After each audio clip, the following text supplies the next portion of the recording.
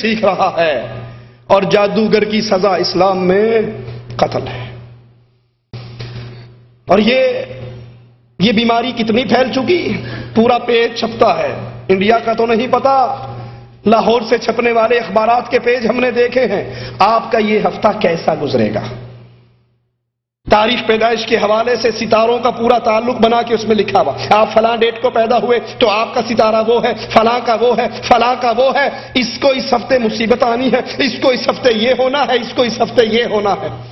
جو لوگوں کی تقدیریں بیان کرتا ہے، خود اس کی اپنی کیفیت کیا ہے؟ لاہور کی سڑکوں پہ بیٹھا ہوا گھوڑے اور گدھے کی لیدیں اس کے منہ میں جا رہی ہے، گندی مٹی اس کے منہ پہ پڑ رہی ہے۔ ارے غیروں کی تقدیر بدلنے والے، اپنے لیے کوئی اچھی دکان ہی کھول کے بیٹھ جا۔ اللہ کے رسول صلی اللہ علیہ وسلم جادوگر سے اپنی برات کا اعلان کرتے ہیں، اور قرآن حکیم جادوگر کے کافر ہونے کا اعلان کرتا ہے۔ سنیے، مالک فرماتا ہے وَلَكِنَّ الشَّيَاطِينَ كَفَرُوا يُعَلِّمُونَ النَّاسَ السِّحْرَ۔ شیاطین نے کفر کیا۔ وہ کفر کیا کیا؟ لوگوں کو جادو سکھاتے تھے۔ اب تو جادوگری سیکھنے کے لیے باقاعدہ چینل ہیں، باقاعدہ ٹیلی ویژن ہے، باقاعدہ اخبارات ہیں، باقاعدہ اس کی تعلیم ہے۔ پروفیسر نجومی بابا 40 ملکوں کا کامیاب دورہ کرنے کے بعد آج آپ کے شہر میں، پڑھا ہوگا اپنے اخبار میں، انڈونیشیا، بنگلہ دیش، سعودیہ، مصر، کویت، انڈیا، سارے پھر کے اج ملتان چ بڑے ہیں۔ تو اس چوڑ نو ویکھو تے کول پاسپورٹ بھی نہیں ہونا۔ یہ جھوٹ کا پلندہ باندھنے والا، اگر تحقیق کرو گے پاسپورٹ بھی نہیں اس نے بنایا ہوگا۔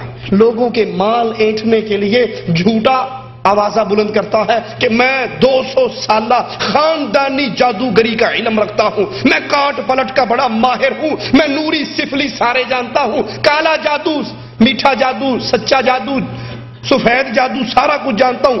جو چاہو سو پوچھو، وہ تمنا پوری نہ ہو وہ تمنا ہی کیا۔ ایک دفعہ آئیے، ہم دعویٰ نہیں کرتے، ہم پیسے نہیں لیتے، ہدیہ لیتے ہیں، کام پہلے ہدیہ بعد میں۔ یہ سارے اخباری اعلانات آپ نے سنے ہوں گے۔ اور عمر فاروق کہتے ہیں، ابن خطاب فرماتے ہیں ان اقتلوا كل ساحر وساحرہ، جو جادوگرنی نظر آئے اس کی گردن کو کاٹ ڈالو۔ کیوں؟ اس کی وجہ کیا ہے؟ کہ یہ معاشرے میں فساد پھیلاتے ہیں۔ اور یہاں یہ بات بھی یاد رکھیے کہ یہ جادو اتنا شیطانی اثر ہے کہ رسول اللہ صلی اللہ علیہ وسلم پر بھی ایک یہودی نے جادو کیا۔ کئی ظالم نبی پہ ہونے والے اس جادو کا انکار کرتے ہیں، لیکن صحیح بخاری ہے، حضرت عائشہ رضی اللہ تعالی عنہا فرماتی ہیں سحر رسول اللہ رجل من بنی زریق یقال له لبید بن الاعصم۔ رسول اللہ صلی اللہ علیہ وسلم پر زریق قبیلہ کا لبید نام کا یہودی، اس نے رسول اللہ صلی اللہ علیہ وسلم پر جادو کیا۔ اور یہاں پہ یہ نکتہ بھی یاد رکھیے، دین کے سارے معاملات میں محمد کریم کی حفاظت کس نے کی؟ مالک عز و جل۔ روحانی اور دینی کیفیات میں اللہ نے اپنے نبی پر پہرے دیے، نبی کی حفاظت فرمائی۔ اس کے اس شیطانی جادو کا اثر آپ کی دنیاوی زندگی میں ہوا۔ آپ سمجھتے کہ میں نے فلاں کام کر لیا اور وہ کام آپ نے نہ کیا ہوتا، دنیاوی معاملات میں آپ کے دل کے اندر وسوسہ آتا۔ حضرت عائشہ اس کو بیان فرماتی ہیں کان رسول اللہ صلی اللہ علیہ وسلم سحر کان یرا انه یأتی النساء ولا یأتیہن۔ اللہ کے نبی صلی اللہ علیہ وسلم پر جادو ہوا تو آپ کو یہ گمان ہوتا کہ میں اپنی بیویوں کے پاس سے ہو آیا، حالانکہ آپ کسی کے پاس نہ گئے ہوتے۔ دنیاوی معاملات میں آپ پر اثر ہوا، وگرنہ دین کے معاملے میں، روحانیت میں، دین میں، وحی میں اللہ نے اپنے رسول کی حفاظت کی۔ اگر کسی کے ساتھ یہ مسئلہ بن جائے، وہ کرے کیا؟ قرآن سے اس کا علاج کرے۔ آقا نے فرمایا جہاں سورۃ بقرہ پڑھی جائے شیطان بھاگ جاتا ہے۔ گھر میں داخل ہونے کے اذکار پڑھو، گھر سے نکلنے کے اذکار پڑھو، کھانے کے وقت کی دعائیں یاد کرو، بیوی کے قریب جانے کی دعائیں یاد کرو، ایک ایک اذکار کو یاد کر کے اس پہ عمل کرو۔ یہ اذکار آپ کے اور جادو کے درمیان ایک آڑ بن جائیں گے۔ اور وگرنہ کسی کی طرف رجوع کرنا ہو تو رجوع کرنے کے لیے سب سے پہلے یہ دیکھو جس سے میں علاج کروانے کے لیے جا رہا ہوں، دم کروانے کے لیے جا رہا ہوں، یہ موحد ہے، یہ مشرک ہے، یہ بدعتی ہے، یہ سنتی ہے۔ اگر یہ اہل سنت ہے، یہ موحد ہے، یہ سلفی عالم ہے، جائیے اس سے علاج کروائیے۔ اور اگر وہ قادری صاحب ہیں، نورانی صاحب ہیں، قاسمی صاحب ہیں، تو 6 فٹ سے سلام کر لیجئے۔ آپ کی زندگی اس جادو کی وجہ سے اگر خراب ہو رہی ہے، اس مشرک سے دم کروانے کے بعد آپ کی آخرت بھی خراب ہو جائے گی۔ اس مشرک سے تعویذ لینے کے بعد یا کیوں ٹیلی ویژن پہ استخارے والے مفتی بشیر قادری کو فون کرنے کے بعد، اس کی باتوں کی تصدیق کرنے کے بعد اب تو دنیا بگڑ رہی ہے، پھر آخرت بھی بگڑ جائے گی۔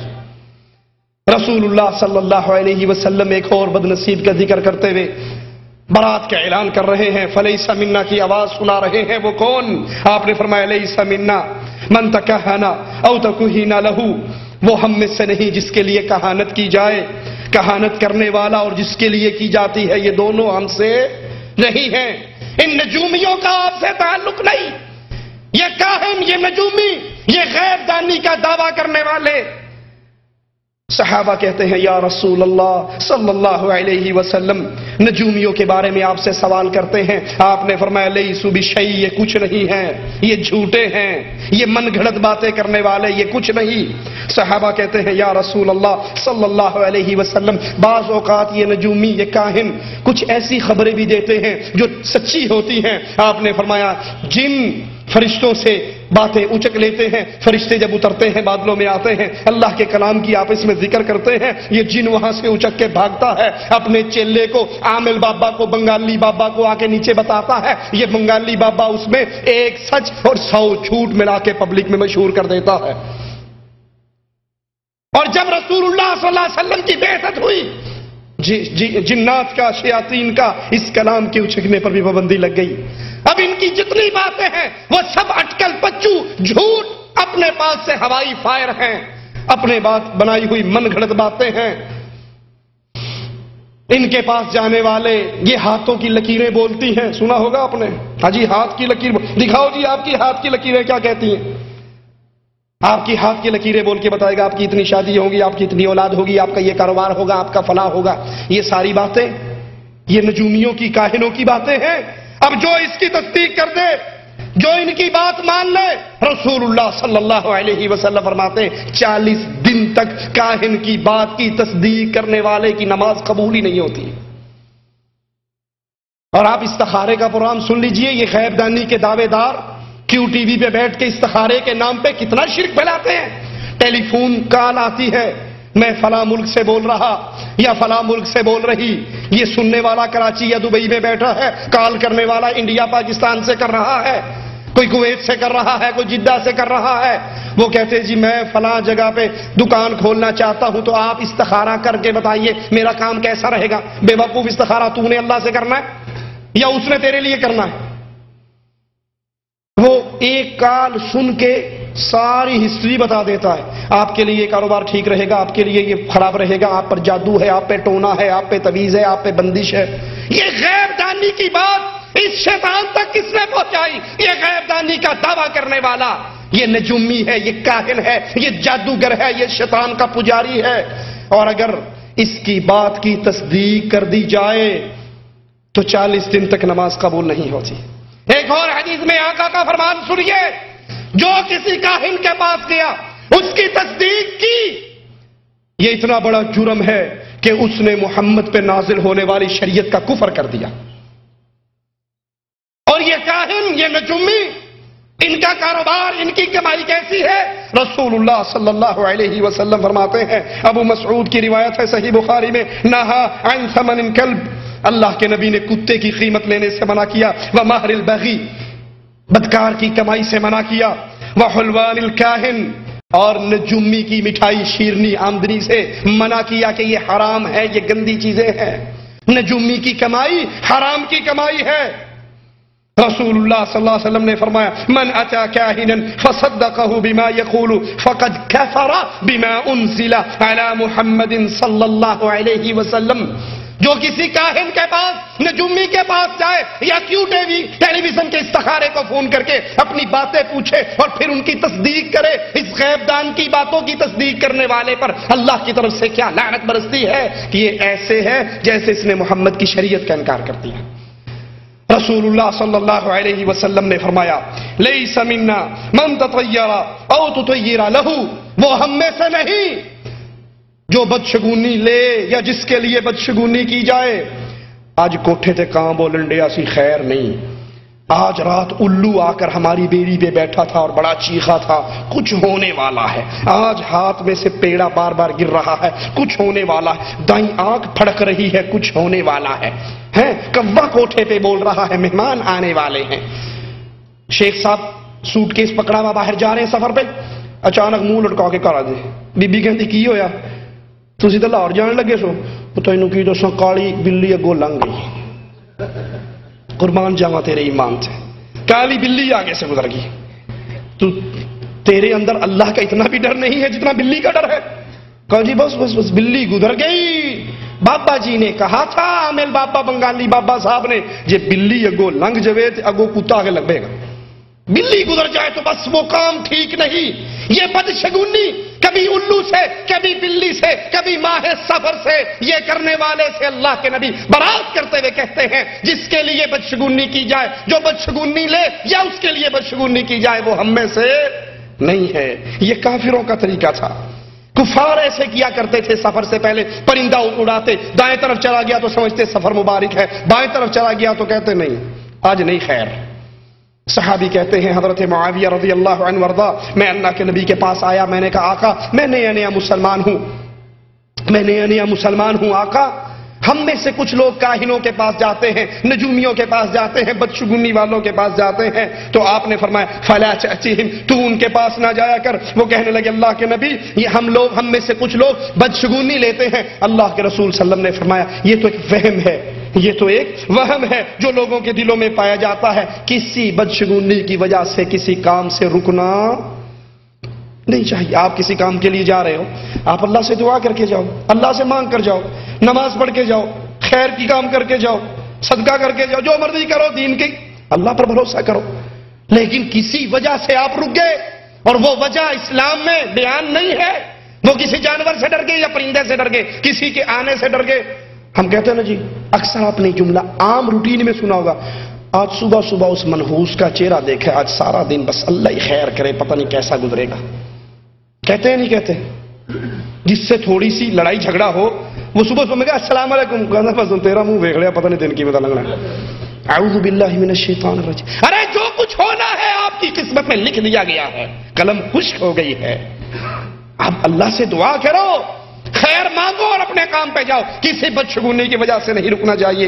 اللہ کے نبی صلی اللہ علیہ وسلم کا فرمان سنیے، آپ نے فرمایا لیس منا من انتہب او سلب او اشار بالسلب، جس نے زبردستی مال لیا، زبردستی مال چھینا یا مال چھیننے کے لیے رہنمائی کی یا اشارہ کیا، وہ ہم میں سے نہیں ہے۔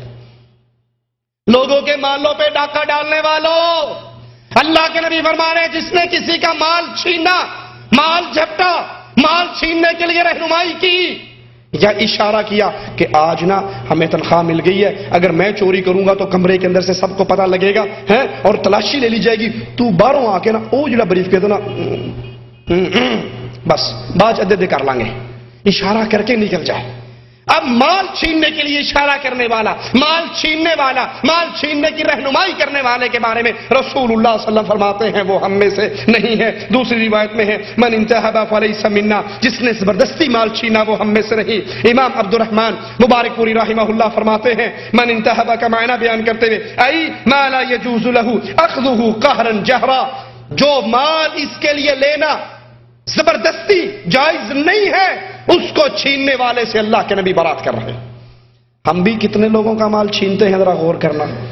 بہن کا دل نرم ہوتا ہے نا بھائی کے لیے، اور جب باپ مر جائے وراثت تقسیم ہوتے ہوئے پتہ ہے اس بہن نے لینی ہے یا میرا بہنوئی نہیں چھوڑے گا، تو اب کاغذات پہ جاتے ہیں سائن کروانے کے لیے، بہن یہ مال ہے، یہ زمین ہے، یہ ترکہ اور وراثت ہے، تیرے سامنے دو باتیں ہیں، یا مال کو پسند کر لے یا بھائی کو، اگر وراثت میں حصہ لے گی میں ساری عمر تجھ سے نہیں ملوں گا، ٹھیک ہے نا، اور اگر مجھ سے ملنا ہے پھر ابا جی جو چھاڑ کے میں دے جا۔ یہ اللہ نے حق نہیں رکھا، یہ تیری بہن کا حق اللہ نے نہیں رکھا، تیری بیٹیوں کا حق اللہ نے نہیں رکھا، اس کو زبردستی چھینتے ہو، ان کو کمزور کر کے، ان کو ڈرا دھمکا کے، یا کچھ بیچارے ایسے ہیں بڑا بھائی جاتا ہے فیکٹری بیچنے کے لیے، چھوٹا بھائی ادب و احترام میں سائن کر دیتا ہے کہ عدالت میں ایک دفعہ جا کے سیل ہو جائے، بعد میں تقسیم ہوگی تو میرا حصہ بھائی دے ہی دے گا، اور وہ بڑا بھائی سارا کچھ جیب میں ڈال کے نکل جاتا ہے پتلی گلی سے۔ یہ مال چھیننے کی مختلف شکلیں ہیں۔ رسول اللہ صلی اللہ علیہ وسلم سے ایک صحابی پوچھتا ہے، عبداللہ ابن عمر فرماتے ہیں اللہ کے نبی نے فرمایا من قتل دون ماله فهو شہید۔